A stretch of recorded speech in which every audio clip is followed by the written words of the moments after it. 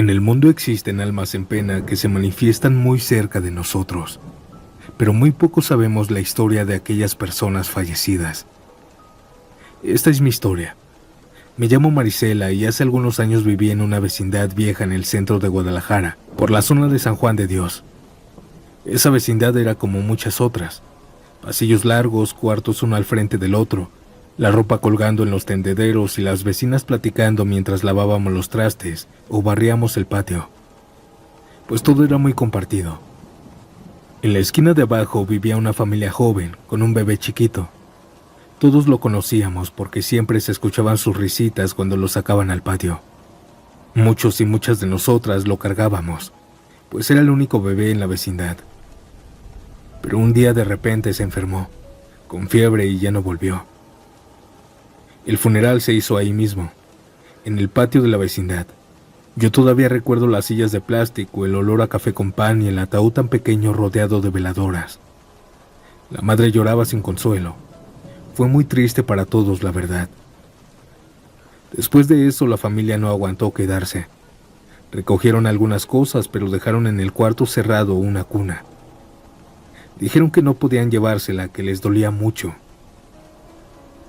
Los primeros días después de su partida, todo estuvo en calma. Pero a la semana comenzaron los ruidos. La primera vez pensé que era mi imaginación. Escuché un llanto bajito a medianoche, aun cuando yo estaba viendo la televisión con mi esposa. Era un sonido como de un bebé con hambre, pero después se quitó. Mi familia y yo nos acostamos a dormir esa noche, pero por ahí de las 2 o las 3 de la mañana otra vez se escuchó. No era fuerte, más bien como un quejido, como un lamento. Al día siguiente varias vecinas comentaron lo mismo. Yo también lo escuché. Parecía que venía del cuarto vacío. Dijo una vecina, pero era imposible. Con el paso de los días, el llanto empezó a ser más claro y más fuerte. A veces parecía que el bebé estaba llorando con desesperación. Era tanto el ruido de aquel llanto que algunos vecinos salieron de madrugada al pasillo. Prendían las luces seguros de que había un niño encerrado en ese cuarto, pero cuando abrían la puerta no había nada. Solo la cuna en medio de la sala deshabitada. Eso ya no eran los gatos, como yo pensaba. Pero más adelante me quedó claro lo que era. Una tarde, mientras tendía la ropa, me quedé viendo hacia la ventana del cuarto deshabitado.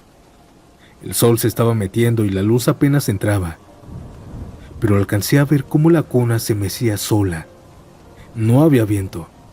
Era como un movimiento suave pero constante, como si alguien arrullara al bebé. Sin embargo, eso no fue lo más fuerte. Un vecino juraba que una noche vio la silueta de una mujer sentada junto a la cuna como si la estuviera moviendo. Decía que se veía encorvada con el cabello recogido en un chongo. Aquí quiero aclarar algo. En ese mismo cuarto había vivido una viejita que falleció hace 5 años atrás. Era solitaria pero buena gente, y siempre decía que quería cuidar niños porque ella nunca tuvo los suyos. Muchos de los vecinos, al escuchar la descripción de esta figura, empezaron a decir que quizá ahora era ella la que estaba arrullando al bebé que murió después. Yo no quería creerlo, pero una madrugada me tocó verlo. Desperté esa madrugada por unos ruidos como de juguetes electrónicos prendiéndose y apagándose. Me asomé desde mi ventana y el ruido venía de aquel cuarto deshabitado. Y ahí la vi. Con el foco del patio apenas alumbrando, distinguí la silueta oscura de una mujer inclinada sobre la cuna. No pude moverme. Sentí un frío horrible recorrerme todo el cuerpo. Aquella mujer, aquella silueta, se parecía mucho a aquella viejita que había vivido ahí. Al siguiente segundo la silueta desapareció, pero desde ese momento comenzó lo más aterrador. Después no solo eran los llantos, y ya no fue solo de noche. Algunas veces en plena mañana se escuchaban risitas bajitas que se colaban en el patio. Una vecina también contó que mientras lavaba los trastes, escuchó un balbuceo de bebé detrás de ella. Ella volteó, pero no había nada. Lo más fuerte vino después. Una madrugada el llanto fue tan intenso que todos los vecinos salimos al pasillo. Aquel llanto se escuchaba claro. Venía de aquel departamento. Al no tener llaves, golpeamos la puerta. Algunos querían tirarla, pero cuando logramos abrirla, solo estaba la cuna moviéndose suavemente, como si alguien acabara de dejarlo. El llanto paró de golpe. Ese día nadie pudo dormir y nadie se explicaba cómo fue posible. Así estuvimos varios meses, hasta que meses después otra familia rentó ese cuarto. Sacaron todas las cosas que habían quedado, ya saben, juguetes, ropas, incluida la cuna.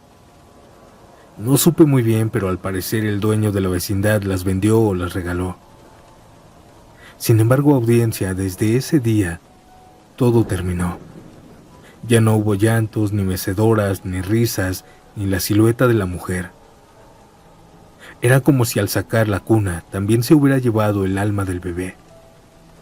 Yo todavía me pregunto si esa viejita que vivió ahí 5 años atrás se quedó cuidando al niño, como siempre quiso. Tal vez ella lo arrullaba en las madrugadas para que no estuviera solo, o tal vez solo era el espíritu del bebé buscando a su madre. Lo único que sé es que todos lo escuchamos, todos lo vimos, y aunque los nuevos vecinos nunca vivieron nada de esto, en esa vecindad siempre quedó la historia que quizá el alma del bebé se fue pegada a esa cuna.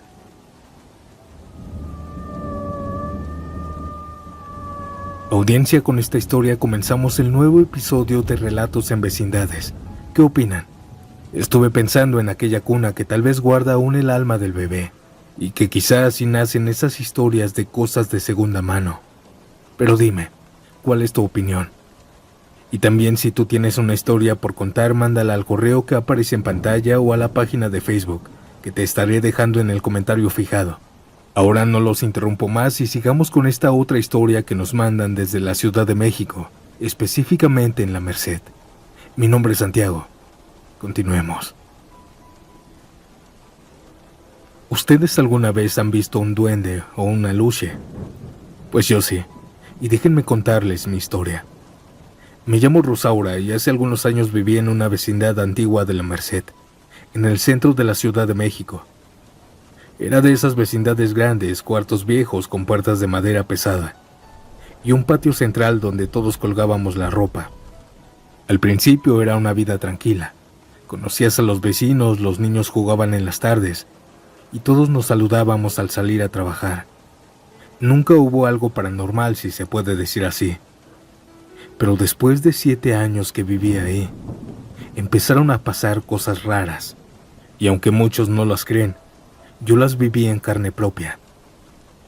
Yo rentaba un cuarto en el segundo piso y desde mi ventana podía ver todo el patio. Muchas noches me desvelaba por el calor, así que me asomaba al patio para que me pegara el aire. La primera vez que lo noté fue como a las 2 de la mañana.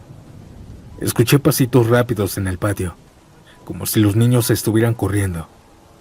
Me asomé algo molesta porque en la vecindad todos teníamos la regla de que a esas horas ya los chamacos deberían estar dormidos. Pero lo raro fue que no vi nada claro, solo sombras pequeñas que corrían de un lado a otro, como de niños jugando a las escondidas. Me quedé viendo un rato, pero no escuché risas ni voces, solo los pasos y esas figuras que se perdían en las escaleras. Esto no pasó solo una vez. Durante varias madrugadas, sin ser seguidas, volví a escuchar lo mismo. Yo me enojaba porque pensaba que los vecinos dejaban a sus hijos desvelarse, pero cada vez me empezó a dar más miedo porque yo trataba de reconocer a los niños, pero no daba con ninguno. Una noche dejó alguien un foco prendido en el patio. Apenas iluminaba, pero alcanzaba a alumbrar una esquina. Esa ocasión me asomé otra vez, pues ya eran las 3 de la mañana y no podía dormir. Me asomé dispuesta a regañar a los niños, pero lo que vi esa vez me dejó helada. No era un niño. Era una figura chiquita, pero su carne muy arrugada, como de un anciano. Sin embargo, era del tamaño de un niño de primaria.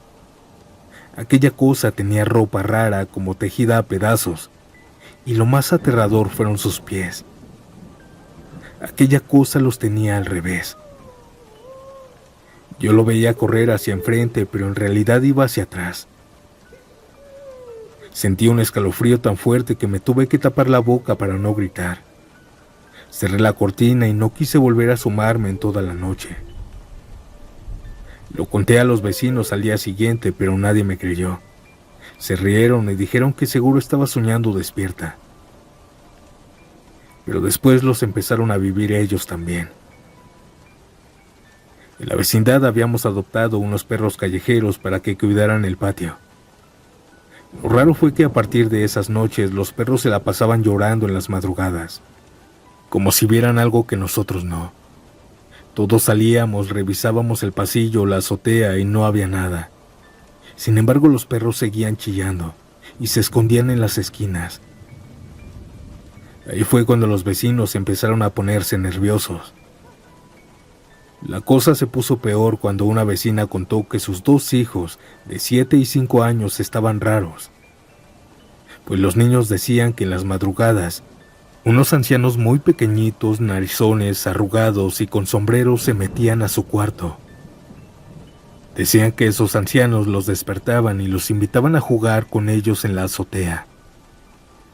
Los niños siempre se negaban, pero los viejitos insistían. Al principio la mamá pensó que eran pesadillas, hasta que los niños empezaron a amanecer con moretones pequeños y marcas de pellizcos en los brazos. Esto porque los viejitos se molestaban en que no les hacían caso. Ella comenzó a decir que por las noches escuchaba cómo los chamacos se movían nerviosos en la cama, como si alguien los estuviera molestando, pero que ella no se podía mover ni despertar. Cuando revisaba nunca había nada. Solo sus hijos temblando, llorando y diciendo que los viejitos habían estado ahí. A partir de eso el miedo creció. Varios vecinos prefirieron mudarse. Decían que la vecindad ya estaba embrujada. Los que se quedaron empezaron a hacer algo curioso. Dejaban semillas, dulces y ofrendas pequeñas en los pasillos, creyendo que así los duendes o lo que fueran los dejarían en paz. Y aunque se burlen, eso funcionaba un poco. Las cosas se tranquilizaban. Lo más raro fue que aquellos dulces se los comían. No eran los perros, pues las envolturas aparecían tiradas en el patio al siguiente día. Así estuvo unos meses, hasta que de pronto todo se detuvo. Los pasos desaparecieron, los perros dejaron de llorar en las madrugadas, y los niños de los demás ya no volvieron a hablar de los ancianos pequeños. Era como si de la nada se hubieran ido. Yo no sé si fueron duendes o demonios. Lo único que sé es que yo vi esas sombras, vi esos pies al revés, y escuché los pasos muchas veces. Nunca olvidaré ese frío en el estómago cuando me asomé al patio y lo vi corriendo. Actualmente ya no vivo ahí, pero desde entonces cada vez que escucho pasos raros en el techo o un perro llorando de la nada, me acuerdo de esa vecindad.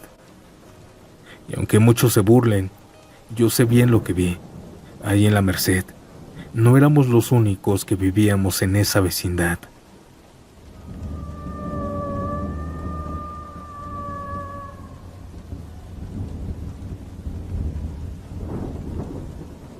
Si le temes a las brujas, entonces esta historia no es para ti. Porque lo que mi bisabuela vivió en una vecindad pegada al cerro junto con todos sus vecinos fue tan real que hasta hoy seguimos hablando de aquella historia. Esta es la historia que mi abuela me contaba de cuando era joven. A principios de 1900 y tantos, me parece, mis bisabuelos se fueron a vivir a una vecindad pequeñita, de apenas un piso, construida justo a un lado del cerro. En ese tiempo no habían tantas casas, solo unas cuantas familias regadas por el lugar. La vida ahí era sencilla. Aún no llegaba la electricidad, así que siempre estaban iluminados con velas y lámparas. Los hombres salían desde la madrugada a trabajar en las haciendas o a sembrar. Las mujeres se quedaban haciendo sus quehaceres: lavar ropa en la pila de piedra, tender en la azotea, barrer los pasillos. Por las tardes, cuando terminaban, se juntaban a platicar afuera con los niños jugando cerca. Desde el primer día que llegó mi abuela a aquella vecindad, los vecinos le advirtieron de algo. Aquí en las madrugadas se ven bolas de fuego en el cerro. Decían que eran brujas. Mi abuela claro que creía en esto, pero ellos decían que no eran de temer, que ellas nunca bajaban. Pero esto, mi abuela lo vivió pronto. Una madrugada mi abuelo se fue temprano y mi abuela en vez de acostarse a dormir prefirió hacer su quehacer. A las 4 de la mañana, mientras lavaba ropa con agua helada porque mi bisabuelo se había ido temprano a la hacienda, levantó la vista y vio las primeras luces. Eran bolas de fuego que no se quedaban quietas. Saltaban en el aire, se metían en cuevas, chocaban entre ellas como si jugaran. Al principio pensaba que mientras se quedaran en lo alto del cerro no había problema. Pero con los días esas bolas comenzaron a acercarse más. Una madrugada de octubre, mientras tendía ropa en la azotea, escuchó que alguien la llamaba. Volteó, pero no había nadie.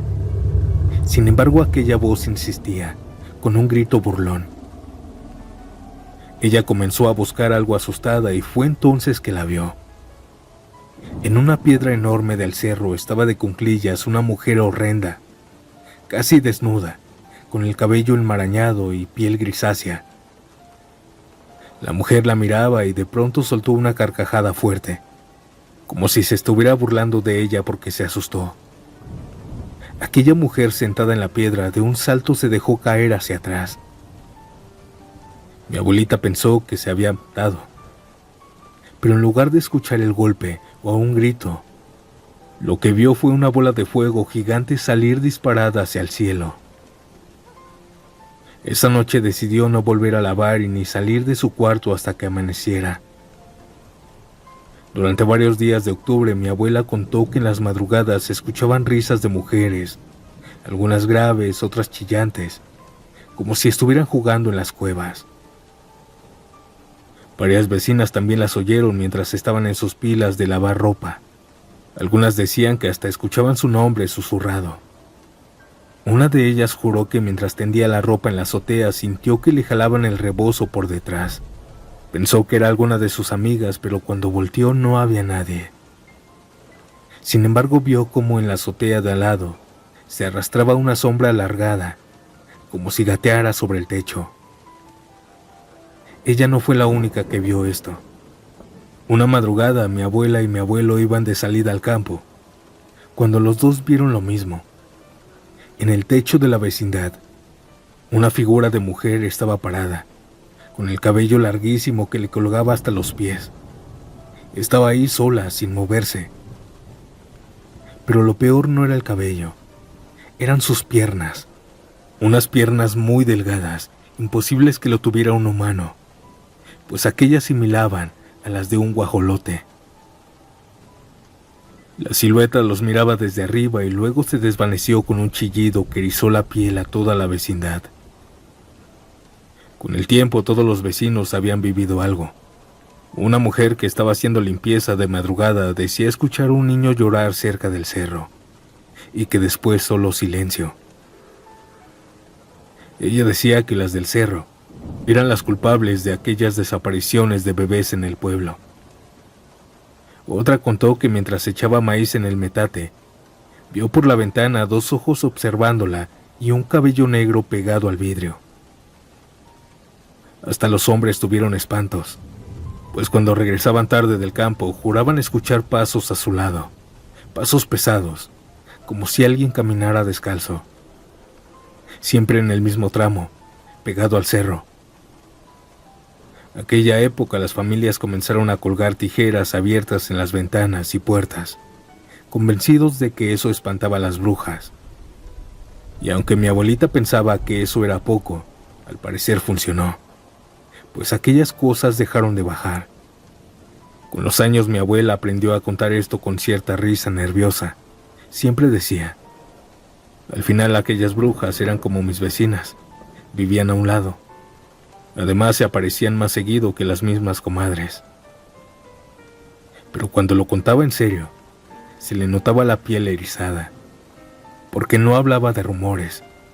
Ella las vio, escuchó sus voces y vivió noches enteras con el miedo de que alguna bajara directo a su cuarto. Cada vez que escuchaba relatar esta historia me convencía más de que esas bolas de fuego eran algo más que luces en el cerro.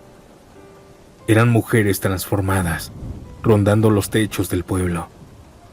Y aunque mi abuela ya lo cuenta como un chiste, lo cierto es que esa vecindad de hace más de 100 años, todos supieron lo mismo, que ahí arriba del cerro vivían aquellas brujas que se llevaban a los bebés.